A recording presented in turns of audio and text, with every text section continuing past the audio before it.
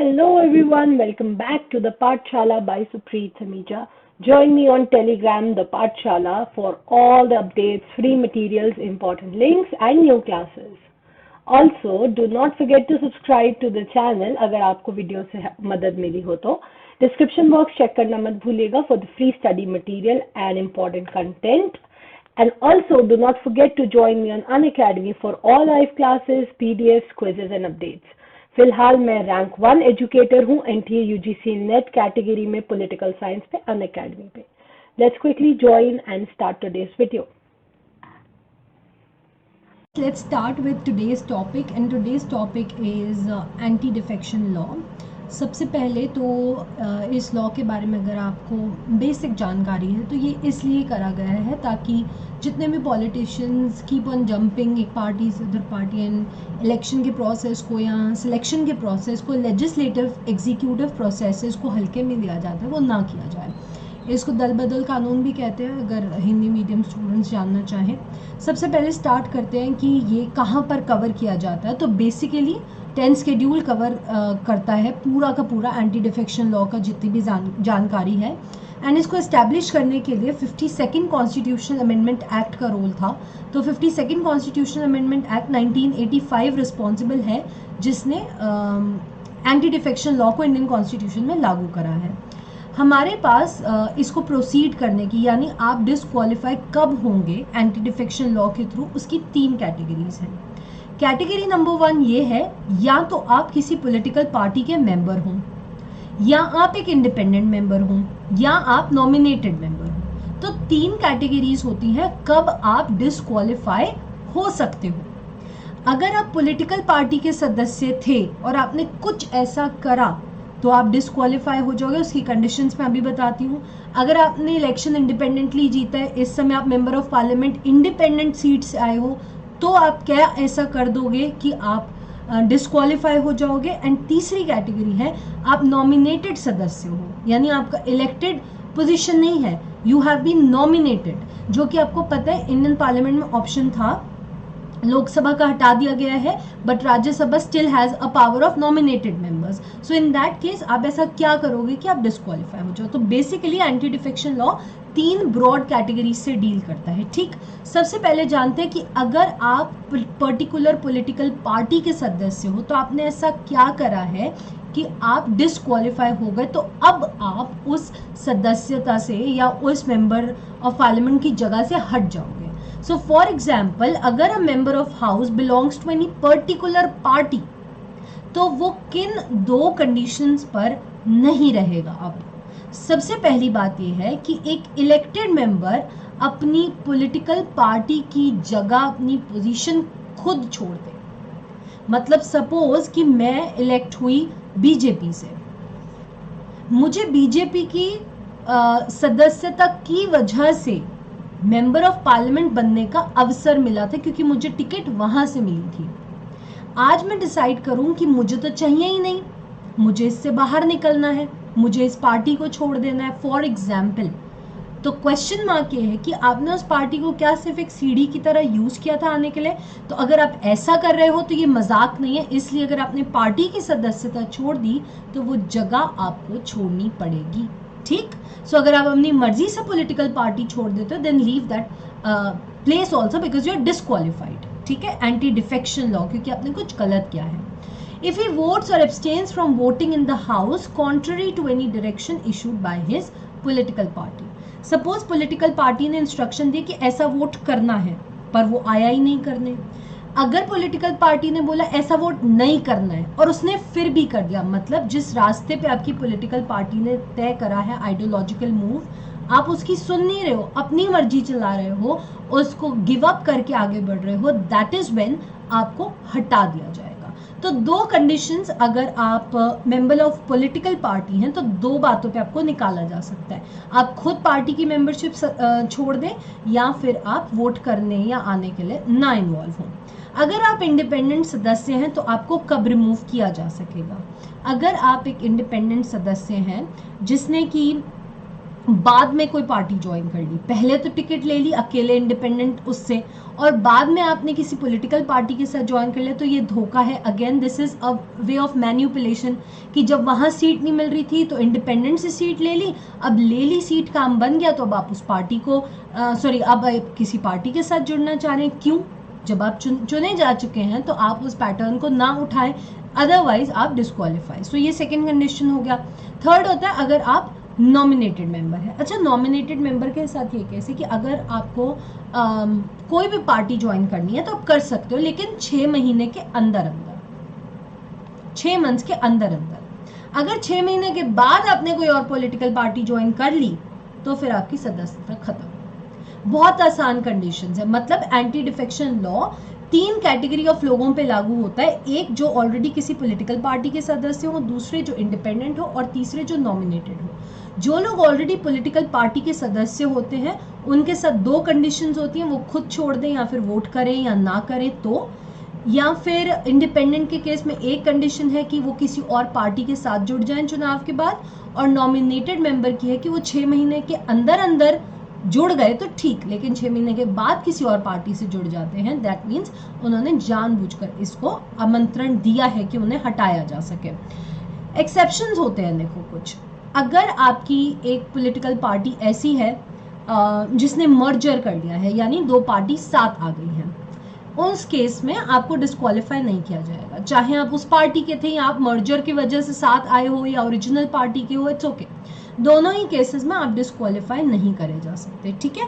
और कोई भी व्यक्ति जो मान लो कि चेयरमैन है जैसे राज्यसभा में या स्पीकर है लोकसभा का, वो एक पार्टी से रिजाइन करके वापस उस पार्टी को ज्वाइन कर सकता है, लेकिन ऐसे केस में डिस्क्वालिफिकेशन नहीं आएगा। सो एक एक्सेप्शन है जो स्पीकर और चेयरपर्सन के साथ किया जाता है।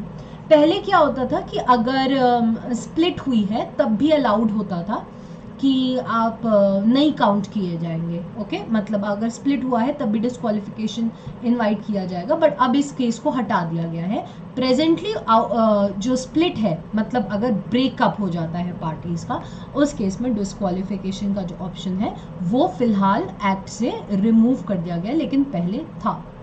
और एक और बहुत इंपॉर्टेंट क्वेश्चन है कि ये जो डिस्क्वालिफिकेशन को लेकर डिसीजंस हैं, इनको डिफेक्शन के फाइनल राउंड में कौन डिसाइड करता है? इसको या तो स्पीकर करेगा ऑब्वियसली जब लोकसभा का केस है, या चेयरमैन करेगा जब राज्यसभा का केस है। क्वेश्चन ये है कि क्या इनकी प्रोसीडिंग्स, क्या इनके डिसीजंस फाइनल होते हैं? आंसर है यस, इनके डिसीजंस एकदम फाइनल है। Whatever they have decided that will be followed, ठीक है। और दूसरी बात यह है कि जब भी आपको एंटी डिफेक्शन लॉ की कोई बातचीत आगे बढ़ानी है या पेश करना है मामला, तो इस तरीके के मामलों को रिस्पेक्टिव हाउसेज में ही पेश किया जाता है, या फिर अगर स्टेट असेंबली का मतलब विधानसभा का मामला है तो वहां पेश किया जाएगा, ठीक। सो रिस्पेक्टिव हाउसेज में रखा जाता है, that is very very simple. लेकिन क्वेश्चन ये है कि जब चेयरमैन और स्पीकर ये डिसाइड करते हैं कि भाई ये बंदा निकाल दिया गया या ये एंटी डिफेक्शन लॉ फेस कर रहा है, तो क्या वो डिसीजन जुडिशियल रिव्यू के तहत आता है? इसके बारे में एक स्टोरी है, आप पहले स्टोरी सुनिए, then I will explain you क्या है। ओरिजिनली जो एक्ट आया था उसके तहत तो ये था कि जो भी ऑफिसर होगा उसका डिसीजन फाइनल है, उसको आप सवाल नहीं उठा सकते, किसी भी कोर्ट में नहीं किया जा सकता। लेकिन आपने कितोहो होलोहन केस सुना होगा, वेरी वेरी फेमस, 1993 का केस है। तभी सुप्रीम कोर्ट ने बोला था कि सुप्रीम कोर्ट और हाई कोर्ट से अगर आप ये पावर छीन लोगे तो ये असंवैधानिक तौर तरीका हो जाएगा काम करने का, क्योंकि आप एक इम्पॉर्टेंट डिसीजन के ऊपर सुप्रीम कोर्ट और हाई कोर्ट को कमजोर दिखा दे रहे हो। इसलिए जब ये केस आया तो चेंज करा गया। 10th शेड्यूल डिसाइड करने के दौरान कोर्ट ने एक बहुत यूनिक फॉर्मूला निकाला। कोर्ट ने सलाह दी कि जो भी स्पीकर है या जो भी चेयरपर्सन है वो एक ट्रिब्यूनल जैसी पावर कैरी करेगा। इसका मतलब ये है जैसे कोई भी ट्रिब्यूनल फैसला लेता है तो सुप्रीम कोर्ट इंटरफेयर नहीं करता, बट ऑब्वियसली उन अधिकारों पे जुडिशियल रिव्यू लागू हो सकता है। लेकिन अगर आप अनलिमिटेड पावर दे देते हो एंटी डिफेक्शन में, तो कई बार वो बायस्ड या ओवर पावरिंग कंडीशंस शो कर देगा, या फिर पॉलिटिकल ग्राउंड्स पे भेदभाव की कंडीशन दिखा देगा। इसीलिए एक ट्रिब्यूनल का फैसला जैसे जुडिशियल रिव्यू पे जाता है, बिल्कुल उसी तरीके से जो चेयरपर्सन है राज्यसभा का, जो स्पीकर है लोकसभा का, दोनों में से कोई भी जब एंटी डिफेक्शन लॉ को लेके कोई भी फैसला करेगा तो उनका डिसीजन ट्रिब्यूनल की तरह होगा, that is it can be subject to judicial review, उसके ऊपर जुडिशियल रिव्यू करा जा सकता है, ठीक है। सो बहुत सारे कारण हैं जिसकी वजह से हम इसे अप्रूव करते हैं।